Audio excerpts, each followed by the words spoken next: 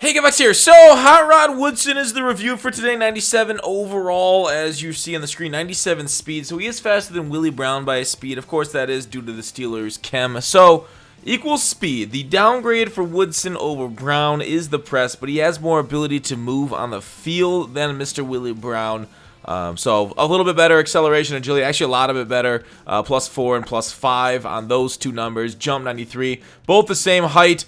Rod Woodson there, tackle 73 versus 57 against Dion. I guess we're actually Dion now, not Willie Brown. But overall, Rod Woodson, well statted, moves around the field, plays well, spin move, juke move. Unfortunately, not as great after the catch as he should be. I feel like he should be much better there. Pursuit 81, play rec 94, man and zone, like you say, they're better. So, a great card along the field, as long as you're not like in a press scheme. But I don't see a ton of man press except for like heavy blitzes. So if you're a heavy blitz scheme, you won't want this card if that's your thing. If you press his block shed, hit power, decent on all the run support stats. But like I said, it's kind of random there. On his chemistries, half of this review or most of this review will have no chem, and the last little bit we're gonna go through and break down a couple plays. We'll have chems. I got man up, zone out, and I think acrobat on the card later in the video. So, Rod Woodson, hot rod out there. How does he play? Pretty normal, I guess. Pretty normal versus all the other cards. He moves across the field very well. Feels good when you're usering. He shoots gaps. He gets off the edges for sacks. Here he is attacking Cunningham there, taking him down.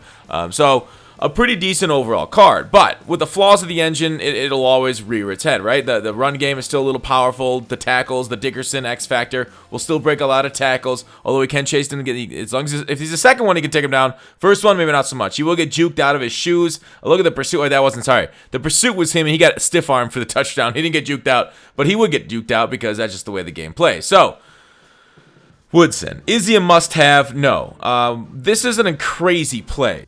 I don't know if I've ever seen when the guy comes back to the ball, the cornerback actually able to make a play on it. Rod Woodson was able to do that.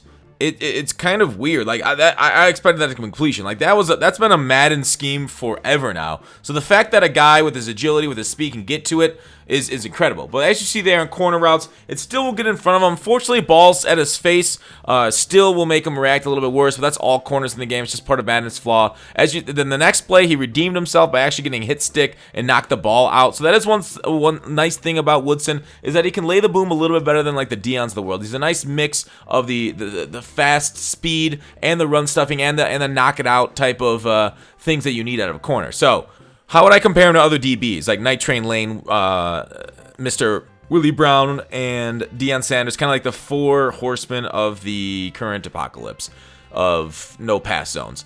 I think Woodson is probably second. I think I'd rather have Deion Sanders first, Woodson second, Night Train Lane, and then Willie Brown last. Because they'll all play really well. I mean, when you compare his quality of play versus Denzel Ward, it's pretty close. He can move a little bit better than Denzel Ward in speed fashion, but I don't know if it's enough of a production depending on your scheme. Like, obviously, if you play a press scheme where you just shade over the top in like a cover 4, every single bit of speed matters, and that's the kind of like you want the Dion and Rod on outsides because they'll have the best movement on the field. You will get similar movement out of Brown, but I don't like his agility acceleration enough. Night Train Lane's more of like a cloud flat clapper, a good hitter type of corner. So depending on your scheme, I think Rod Woodson could definitely should be one of your 1-2. But like I said, the upgrade over Ward isn't really there in my opinion. But you do need more than one. So if you're a Steelers fan, like right here, all right, we start having the man up, zone out chem on him. And does he play well enough? Like right here, he still completes a hot rotted corner against me. Like watch this outside break. So I'm gonna cover for, I think, press. I think I might have been base align, but there is nothing driving Woodson back. There is only one person attacking his zone with an over and under defender, and he is still able to make it even with the click on acceleration. I dive. That is just bad Madden. Like, that's going to be completed against just about only like maybe Deion's got a chance at that one. So, unfortunately, that's still an issue. And then he also drops the ball. This is just absolutely pathetic. I'm down 7. This could have been a pick 6 if he converts this. This is an 81 catching. Throws it right at him in a cover 2 cloud flat, and he bungles it. Just disgusting. Like, right there just makes me want to get him off my field. Right there just makes me want to just stop playing Madden. Like, that's a pick 6. With Rod Woodson's mobility, this is the Steelers theme team, too. So even with zoned out, he doesn't play that well. It sucks. So Madden corners, the way the defense plays sucks. Sad that bad reads don't get punished. Out of 10, we'll give him a 9.1. He does play well, but I would not recommend putting abilities on him in this run meta. Thanks for watching Call to Action. I'll see you tomorrow.